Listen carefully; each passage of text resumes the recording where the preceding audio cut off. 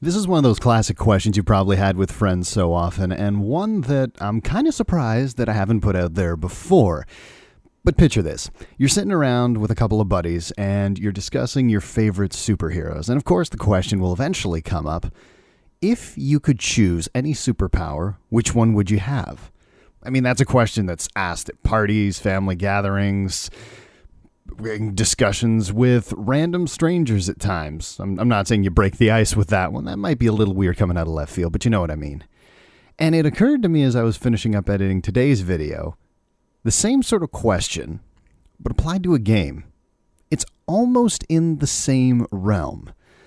But of course, there are a couple of exceptions. I mean, superheroes, mythology, stories, they have a lot of deep-rooted elements that games build off of. But in terms of powers, think of everything you can do in a game. And what would you want of that if you could pick one in real life? The first one that came to mind it seems like a bit of an obvious one, but the ability to kind of like restart or respawn after you die. That'd be kind of cool. But I mean, then I thought, now how would you apply that? Are you talking like at the moment of death? Do you come back in exactly the same way in the same spot and it's like try again? Or is it kind of like, some games where if you die, you go all the way back to the beginning? So, at the end of your life, right back to the start. And things are going to play out the same way, but who knows? Maybe it's a life with multiple endings and you got the bad one. Well, now's your chance to try for the good one or the so-so one. Whichever's your choice. Say the nice thing to this person and maybe they won't kill you by the time you get to the end of the game. That kind of thing. But then I thought of something that would probably be, I don't know if it'd be more useful, but it'd be more interesting.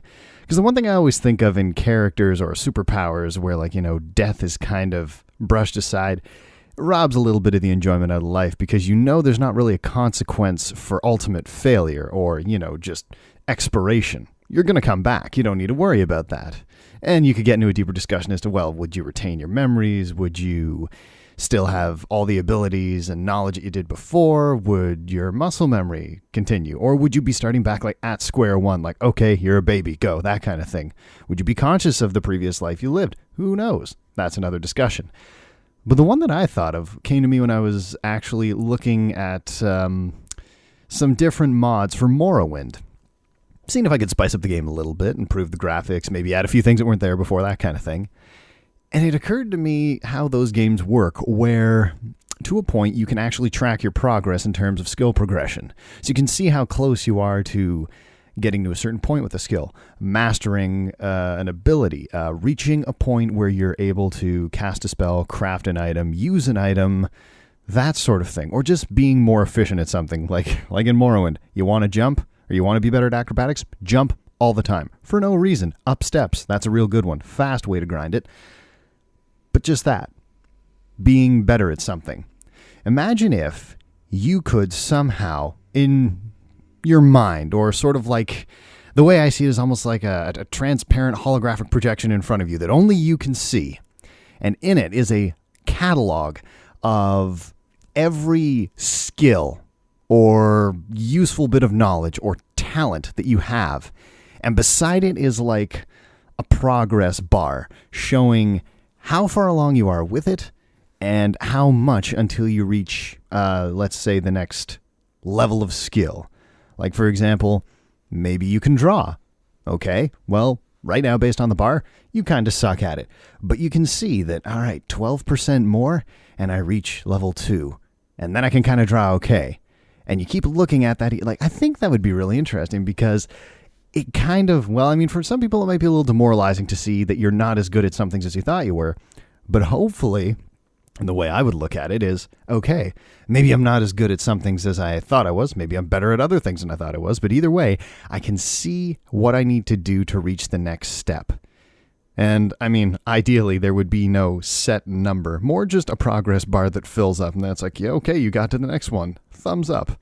Because you put a number on it, then it's like, well, I've reached 99. There's nothing more to learn here. And that kind of robs sort of the joy of progression away from it. But again, that's getting a bit too deep for the idea. I think that would be mine.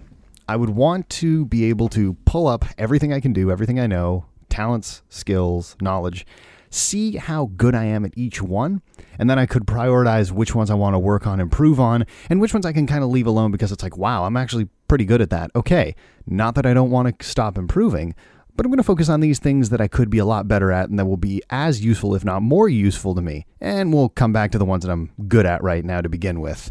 And who knows, maybe you could see how skills sort of degrade as well. It's like, oh man, you know what? I haven't drawn in like 2 years. Wow, my proficiency with that has dropped steeply. And maybe you could head that sort of thing off the past. Like, I didn't feel like drawing for 3 months, and oof, that's taken a bit of a dip. Okay, we got to recover and then maintain that. That like an early warning system for skills and talents you have that you're getting a little bit rusty on, or maybe you're neglecting and you shouldn't. Maybe you could also apply that to your physical health. Just make it like the whole character table in Morrowind, where it's like, okay, there's your health, there's your stamina, there's your mana, whatever the hell that would be in real life. Resolve, willpower, I don't know. And just a laundry list of stats. That'd be mine. Probably not the one you were thinking of for yourself off the bat, but that's a little bit of food for thought. Anyway, we'd love to hear exactly I'm the only one here. It's a radio show, jeez. Love to hear what you guys are thinking of. Is it like, something a little bit more off the beaten path, like what I had talked about, or even if it's something traditional, just like, regenerating health, the ability to res. Even if it's just something as simple as the ability to throw spells around, because, who wouldn't want to fly, right? We all do. Either way, let me know in the comments below, and until next time, my name's Rye. You guys take care of yourselves.